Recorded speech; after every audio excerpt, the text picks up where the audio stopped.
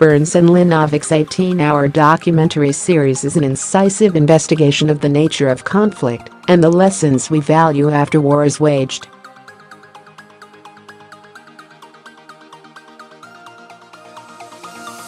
While spending a career highlighting some of U.S. history's most notable figures, Jackie Robinson, the Roosevelts, Jack Johnson, Ken Burns has also undercut the idea of the ordinary American.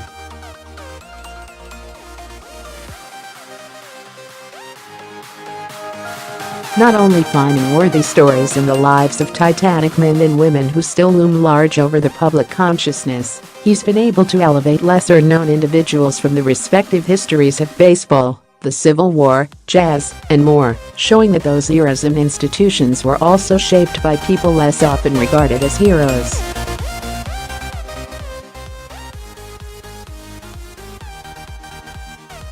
The great equalization of the past is on display once again in Burns and co-director Lynn Novick's The Vietnam War, a mammoth, 18-hour history told through and by members from both sides of the ill-fated conflict.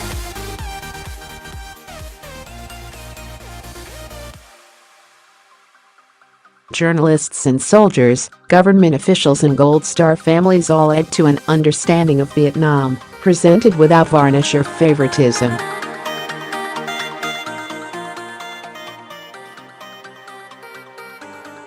A tale for modern audiences, whether or not they were alive to remember evening news bulletins or tide-changing headlines. The Vietnam War cannot right the wrongs of history, but it does as much as any biography of the era to comprehend them.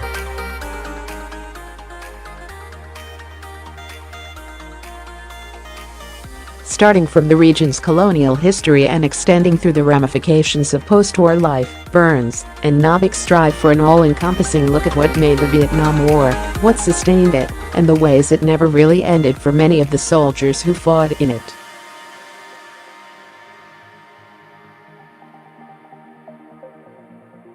In the series' early installments, Burns and Novick mirror the start of the conflict, showing how political instability and a desire to prevent the spread of warring ideologies left the Vietnam War without a definitive starting point, no triumphant first foray, and no definable commencement of hostilities.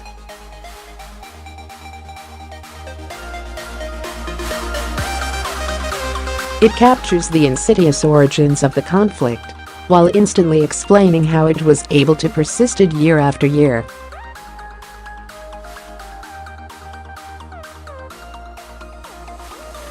The Vietnam War is recognizable as a Ken Burns property, with trademark pans across striking still photographs and specifically lit interviews with various contributors.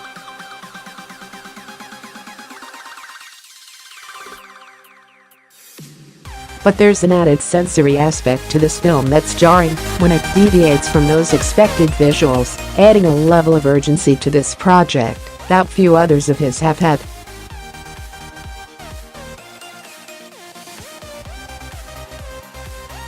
For as comprehensive as his history is, the Vietnam War also excels at being an immersive experience as well.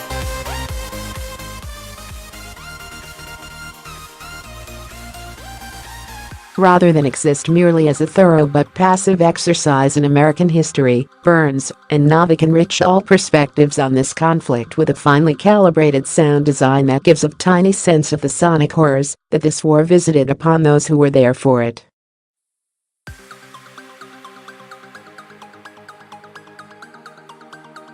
Overwhelming engine roars and the whirring of individual bullets pulse through the consciousness of this film as much as any piece of archival video footage.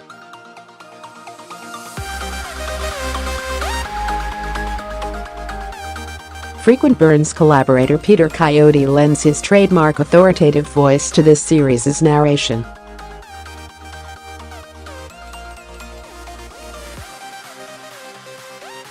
Along with Jeffrey Ward's writing, this consistent explanation of timelines and personal histories helps to provide a sturdy foundation for a multitude of intertwining civilian and combatant destinies on both sides of the Pacific Ocean.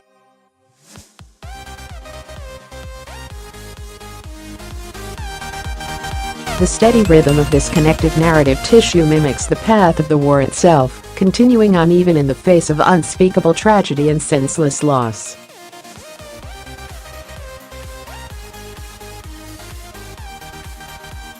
As the soundtrack to a generation, the Vietnam War does an effective job of blending the expected popular tracks of the era, Blowin' in the Wind, Eve of Destruction, Mustang Sally, with a haunting, often dissonant score from Atticus Ross and Trent Reznor, with some additional music from the Silk Road Ensemble.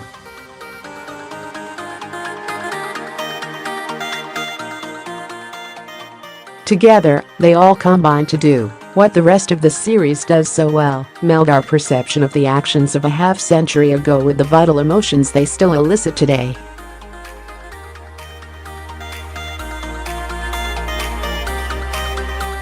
For subject matter so inextricably linked to the whims of international politics, the Vietnam War finds another level of artistic success in removing its analysis from partisan-based finger-pointing.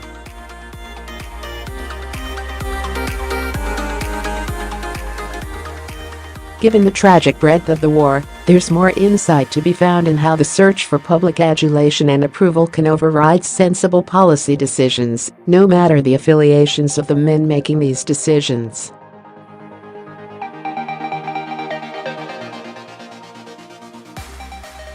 There's also a subtle touch to the way that the Vietnam War holds figures of the future accountable from both sides of the political aisle. In a sequence that highlights trends in enlistment practices, Burns and Novick lingered just long enough on photos of two past youth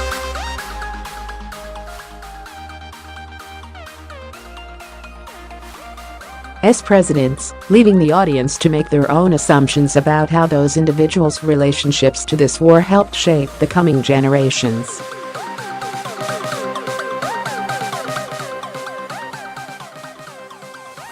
The Vietnam War isn't blind to the effect that this conflict had on the national psyches of all countries involved.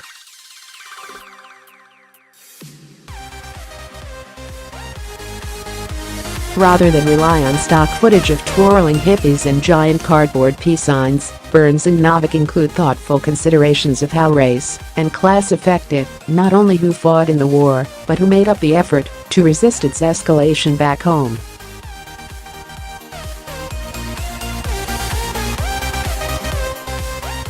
And with each of those montages of SDS rallies and community marches, there's also time given to how those in combat were affected by the way they were perceived thousands of miles away.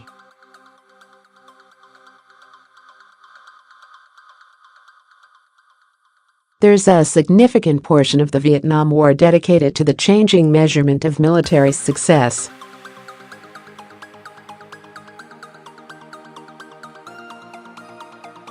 A refrain of these soldiers' stories, regardless of their allegiances, is that the methods and practices of the past proved ineffective in the face of a changing world.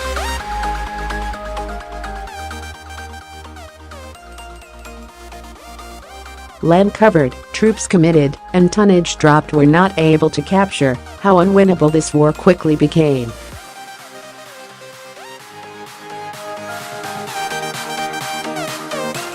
Rather than relitigate the past and assign specific blame for the war's darkest hours, Burns and Novick go in search of the mindsets that established body counts as benchmarks and saw annihilation as an effective means of courting favor in unfamiliar lands.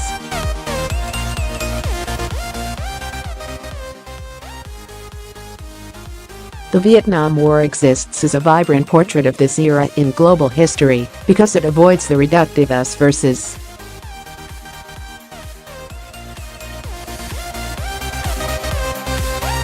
them, good versus bad, hero versus enemy dichotomy that helped to fuel the flames of this conflict for so long.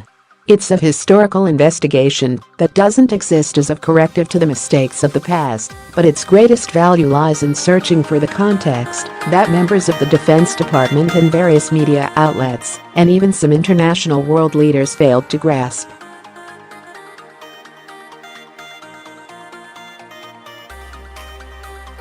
There was never one direct cause. No single solution would have prevented or avoided the bloodshed that continued on for successive decades.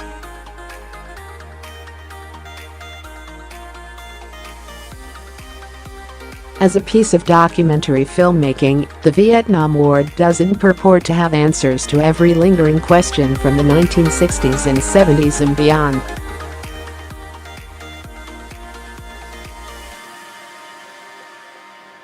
It considers the sacrifices made in the name of a changing objective, remembering those who strove to bring some sense of understanding to an era when ideological showmanship led to the deaths of so many.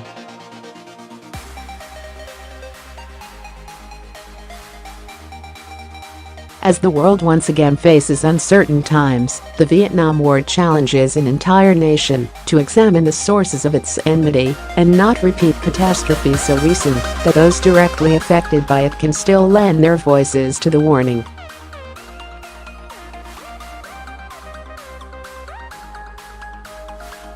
The Vietnam War airs in 10 parts, Sunday Thursday nights at 8 p.m. through September